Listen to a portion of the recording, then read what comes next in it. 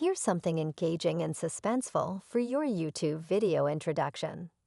The park was quiet that afternoon, just the usual sounds of kids laughing, basketballs bouncing, and birds chirping in the trees. It was the kind of place where families came to relax, where teenagers hung out after school, and where nobody really expected trouble. But for one teenage boy, an ordinary day at the park was about to take a turn he never saw coming. Jumel, a 16-year-old high school student, had just finished playing basketball with his friends. He was tall for his age, with an easy smile and a passion for the game. After the game wrapped up, he walked over to a nearby bench, pulling out his phone to check his messages. He wasn't doing anything out of the ordinary, just standing there, minding his own business. But that's when it happened. A woman, mid-50s, neatly dressed, her blonde hair pinned back, stood at a distance, watching him. Her face twisted with suspicion as she clutched her phone. To her, something about Jamal just didn't sit right. Maybe it was the way he looked, or maybe it was something else entirely. But in her mind, she was convinced he didn't belong there. And so she did what she thought was the right thing. She dialed 911. Hello. Yes, there's a suspicious young man at the park. I don't know what he's up to, but he's just standing there, looking around. He might be up to something dangerous. You need to send someone now. Jumal had no idea that just a few feet away, his entire afternoon was about to spiral into chaos. The police were on their way, and he was about to find himself in a situation he never could have imagined. Minutes later, the sound of sirens cut through the peaceful afternoon. A patrol car pulled up to the curb, its lights flashing red and blue. Jamal looked up, confused. His heart began to race as he watched an officer step out, walking toward him with a serious expression. People in the park started to take notice. Conversations hushed. Eyes turned toward the scene unfolding in front of them. Hey, son, the officer said, his tone firm but controlled. Can you tell me what you're doing here? Jamal blinked, his mind scrambling to process what was happening. Just checking my phone. The woman who had called stood off to the side, arms crossed, watching like she was waiting for the officer to confirm her worst fears. She had already decided that this boy, standing alone in a public park, must have been up to no good. I got a call about a suspicious person, the officer continued, his hand hovering near his radio. Do you have any ID on you? Jamal reached into his pocket, his hand steady but his stomach twisting in knots. Yeah, I have my school ID, he said, holding it out. The officer glanced at it but didn't look satisfied. Is there someone we can call? A parent or guardian? The officer asked. Jamal's eyes flickered with uncertainty. My mom, he said quietly. You can call my mom. The officer nodded and stepped back to his car, radioing in for verification. The woman who had called the police still stood there, watching, waiting for confirmation that she had been right all along. But what happened next was something she never expected. A second car pulled up, but this wasn't a regular police cruiser. The moment the door opened, the energy shifted. A tall, commanding woman stepped out, dressed in a crisp, dark suit. Her presence alone was enough to make the air feel heavier. People in the park whispered. The officer stiffened. Even the woman who had made the call took an unconscious step back. Jamal let out a breath of relief. Mom. His mother's gaze swept over the scene before landing on the officer. What's going on here? She asked, her voice calm but firm. The officer hesitated.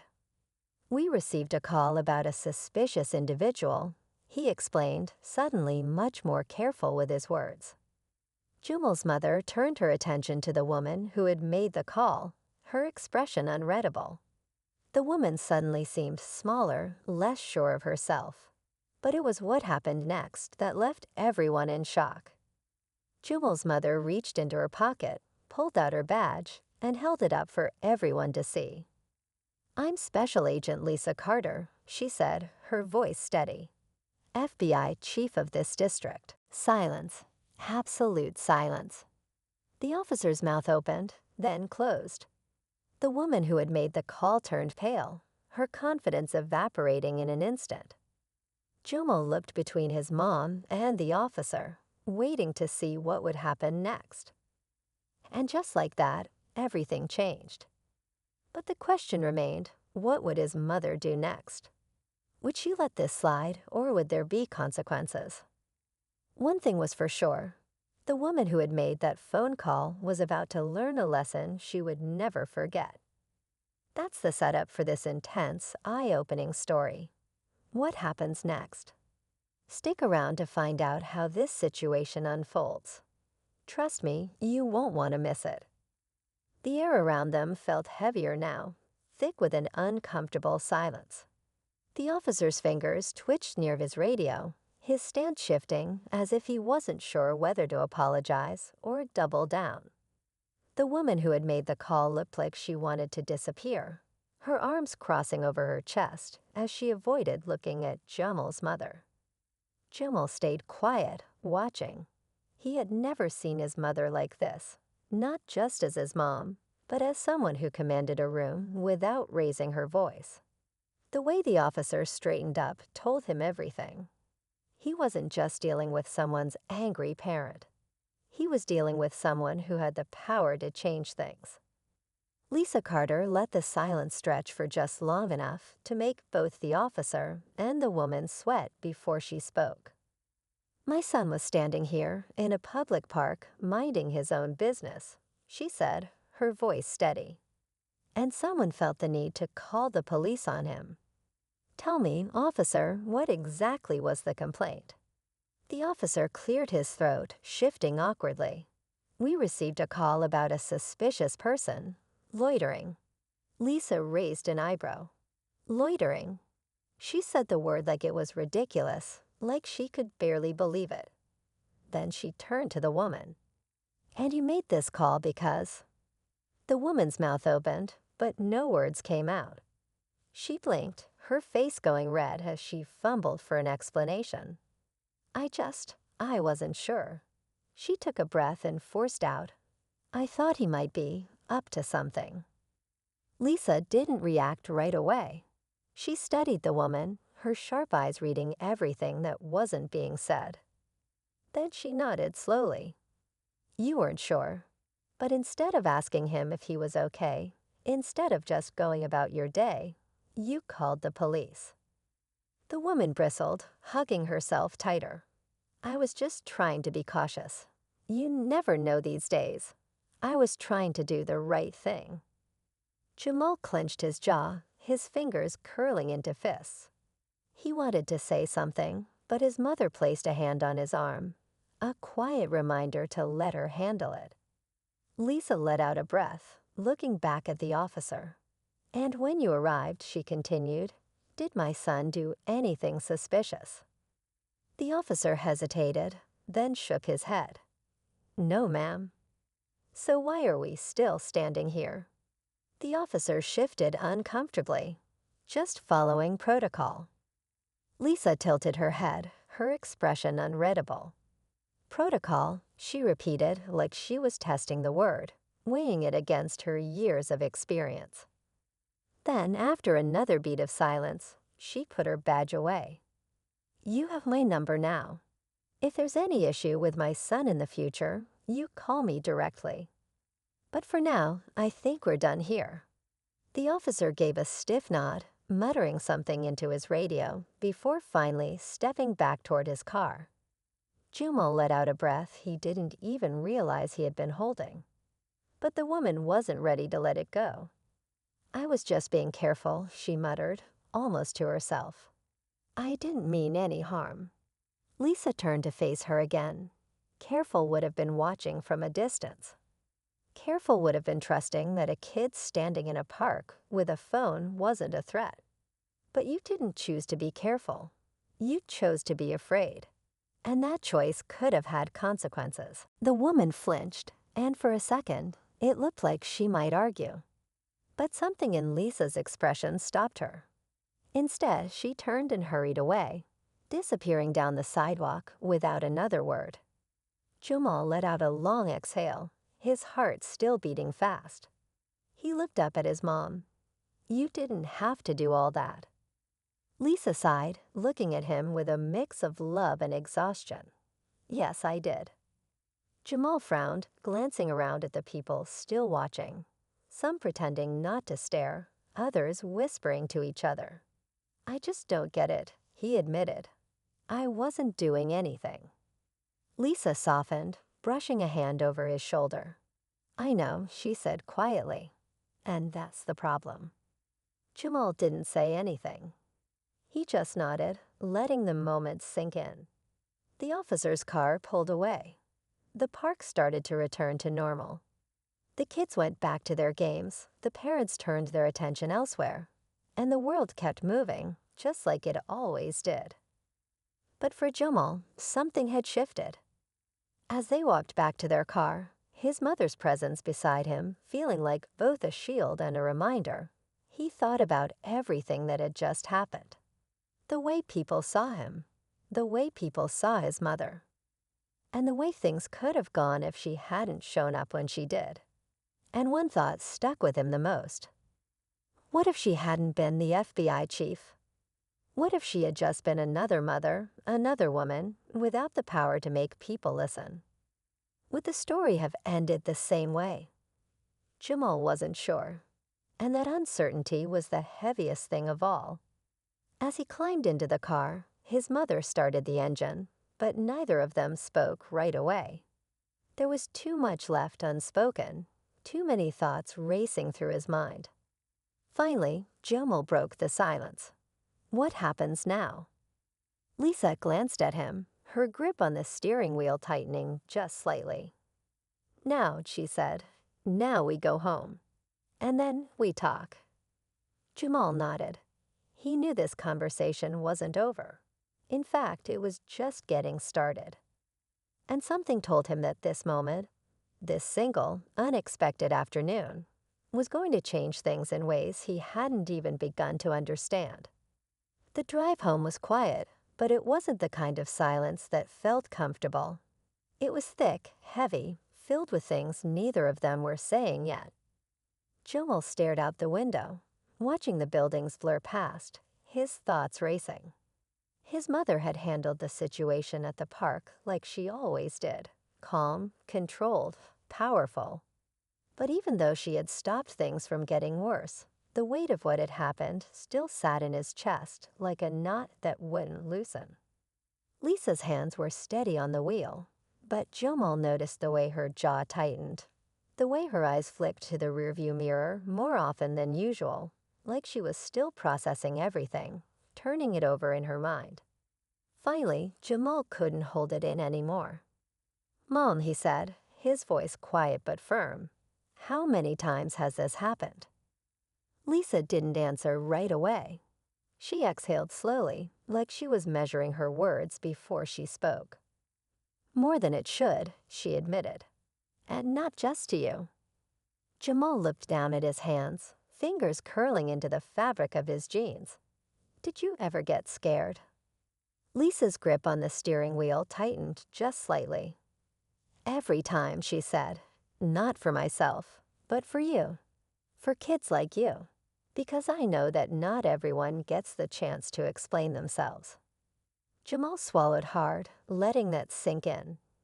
He thought about the officer, about the way he had questioned him first, before even asking what was really going on. He thought about the woman, how quickly she had assumed he was a threat. And he thought about what would have happened if his mother hadn't been who she was. "Would he have arrested me?" Jamal asked. Lisa hesitated. "I don't know," she said honestly. "Maybe not. Maybe he would have let you go after checking your ID. Maybe he would have pushed a little harder, asked more questions. Maybe he would have assumed something worse." Jamal's stomach twisted. "So it's all just luck." Lisa's eyes flicked to him, her expression unreadable. It's not luck, Jamal. It's the way things are. And it's the reason I do what I do. Jamal let that settle. His mom had always been serious about her job, always talking about responsibility, about making sure the right people were in the right positions. He had understood it before, in a vague kind of way. But today, it felt different. It felt personal. As they pulled into the driveway, Lisa turned off the engine and looked at him. "Come inside," she said. "We need to talk." Jamal followed her in, kicking off his sneakers at the door. The house was quiet, the afternoon sun streaming through the windows. His mother set her bag down and leaned against the counter, arms crossed. "That woman," she said, "she made a choice today. And I need you to understand something. There will always be people like her. People who see you and decide who you are before you even say a word. You can't control them, but you can control how you respond." Jamal clenched his jaw. By staying quiet, by letting it happen. Lisa shook her head. "No, but by being smart. By understanding what's happening and knowing how to handle it." Jamal exhaled sharply, running a hand over his face. "It's just—" He hesitated, struggling to find the words. "It's just exhausting. Having to prove I'm not a problem before I even get to be a person." Lisa's face softened. She stepped closer, placing a hand on his shoulder. "I know," she said, "and I wish it wasn't this way. But until things change, you have to be ready." Jamal nodded, but a part of him still felt unsettled. He didn't want to just be ready. He wanted it to stop. Later that evening, when Lisa was in her office, Jamal sat on his bed, scrolling through his phone. The situation at the park was still replaying in his mind. But something was bothering him, something beyond just what had happened. The way the woman had reacted when she saw his mom's badge. The way the officer had changed his tone the second he realized who she was. It was almost like they were afraid. Not of him, but of her. Jamal frowned, tapping his fingers against his phone. His mom had always been careful about what she told him about her job. He knew she was high up in the FBI, but she didn't talk much about the details. But today, when she had stepped out of that car, the whole situation had flipped in an instant. Why? His fingers hovered over his phone screen before he typed. Asterisk asterisk, Lisa Carter, FBI asterisk asterisk. Articles popped up, mostly news pieces about law enforcement programs, leadership changes. But as he scrolled, something caught his eye. A case from a few years back. His mom's name was in the headline. Jamal clicked the link, his heart pounding slightly as he started reading. It was about an internal investigation, something about corruption, officers who had been caught abusing their power.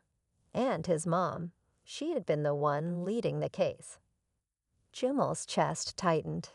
His mother had never mentioned this. He kept reading. Several officers had been dismissed, some even charged, and one of the names on the list.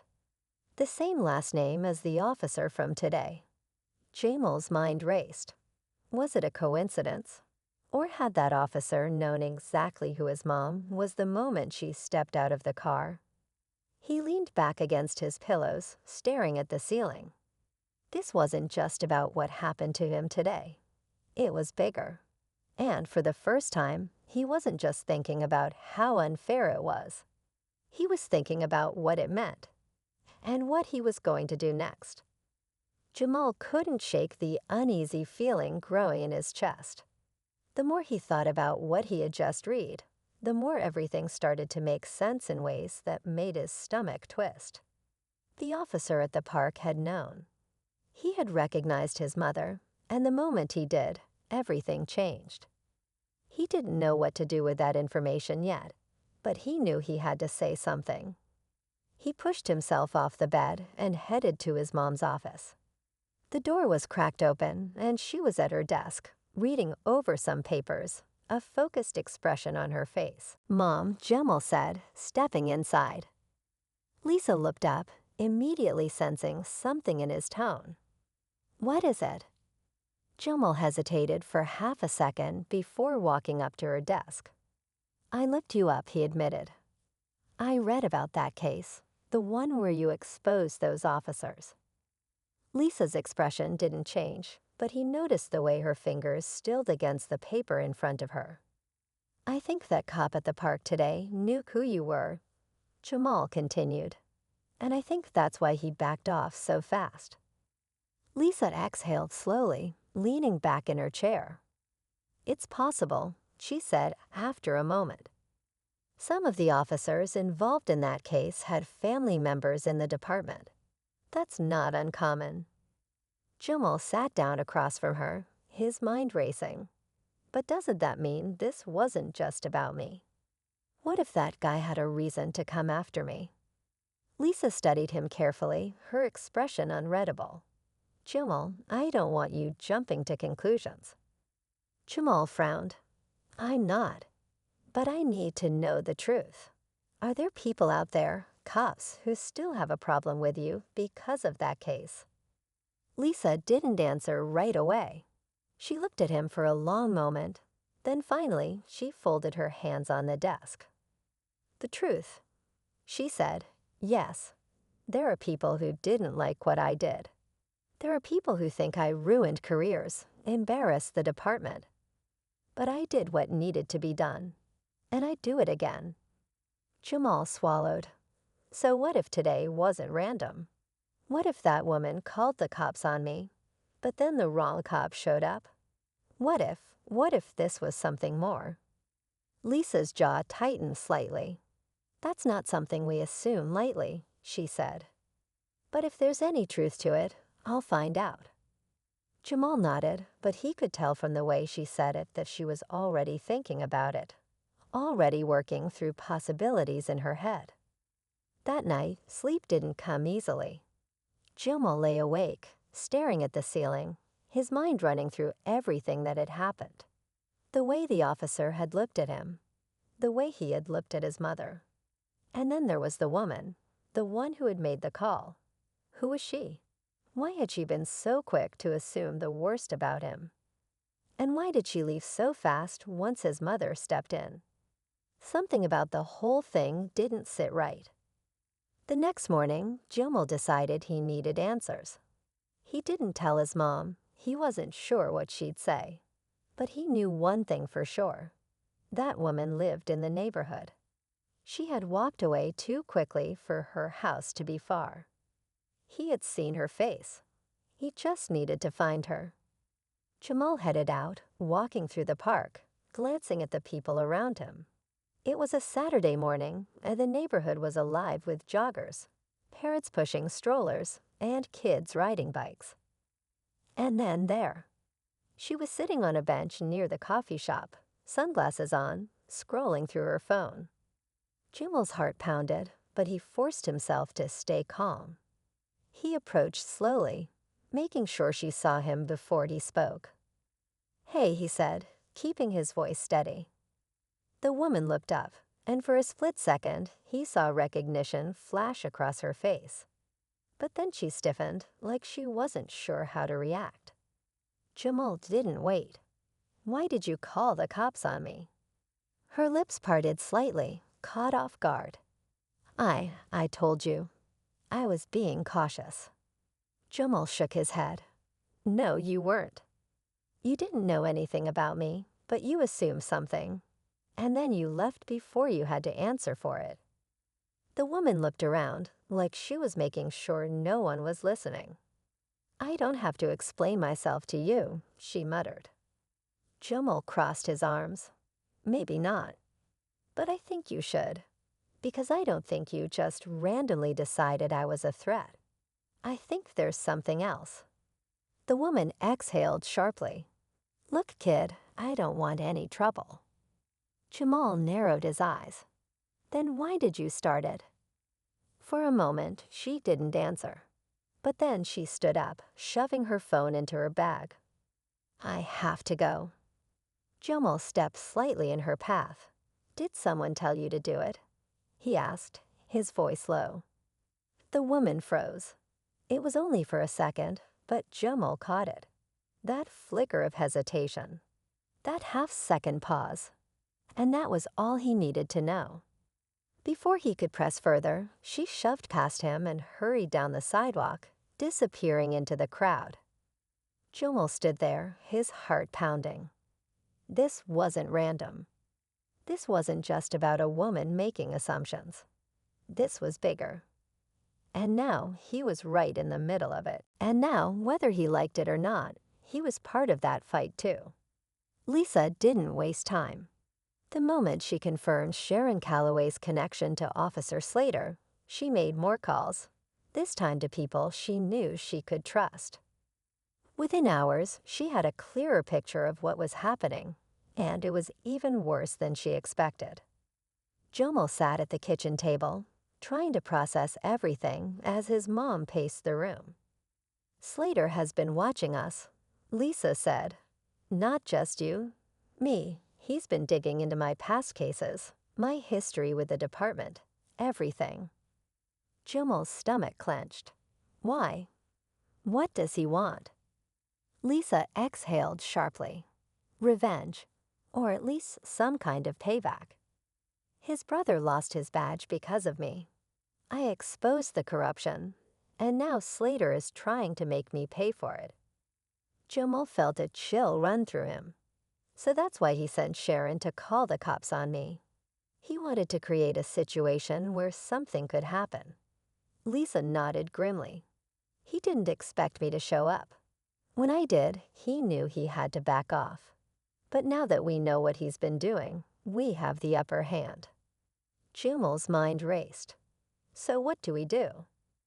Lisa's eyes darkened with determination. We stop him before he can try anything else. That night, Lisa made another call, this time to an internal affairs officer she trusted. She laid out everything. Slater's connection to Sharon, the social media comments, the suspicious behavior. She knew this had to be handled carefully. If Slater was truly holding a grudge, he wouldn't stop at just intimidation. The next day, Lisa and Jomel left the house together, acting as if everything was normal. But Lisa had already set a plan in motion. As expected, Slater showed up. He wasn't in uniform, but Jomel recognized him immediately. He was leaning against his squad car near the park, watching them. Lisa didn't hesitate. She walked straight toward him. Officer Slater, she said, her voice calm but firm. Slater smirked.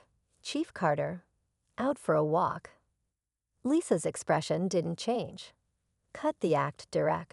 I know what you've been doing. I know about Sharon. I know about the Facebook post. And I know exactly why you targeted my son. Slater's smirk faltered for a split second before he recovered. I don't know what you're talking about, he said smoothly. Lisa took a step closer, lowering her voice. I spoke to internal affairs. They're reviewing everything. Every complaint you've ever had. Every connection you've used to intimidate people. Slater's jaw tightened, but he forced a laugh. You really think anyone's gonna believe you? Lisa gave him a small, knowing smile. They already do. Jomel followed her gaze, and that's when he saw them. Two officers approaching from behind, their expressions serious. Slater turned, his face paling as one of them spoke. Officer Slater, we need to have a word. Jomel watched as Slater's confidence finally cracked. He looked from Lisa to the officers, realizing there was no way out. He muttered something under his breath before following them to the car. And Jordan. He became the face of it all. Not because he wanted to, but because the truth had to come from someone. Ethan stayed by his side, helping him navigate the whirlwind of interviews and legal meetings.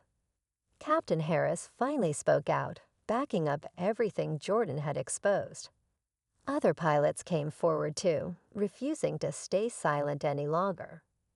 There was no instant justice, no overnight change. But the world was watching now. The airline couldn't hide behind closed doors anymore. Regulations were tightened. Planes were properly inspected. And most importantly, passengers were safer because of it. As for Jordan, his flying career came to a halt, at least temporarily. The airline suspended him, officially calling it an ongoing review process. But the industry had already taken notice. Other airlines reached out, offering opportunities with companies that actually value safety and integrity. One evening, weeks after everything had unfolded, Jordan sat in his apartment, looking out at the city skyline. His phone buzzed. It was an email from an airline he had always admired, offering him a captain's position. A fresh start. A place where he could do what he loved without compromising his principles. He smiled to himself, setting the phone down. He had fought the battle he needed to fight. And now he was ready for whatever came next.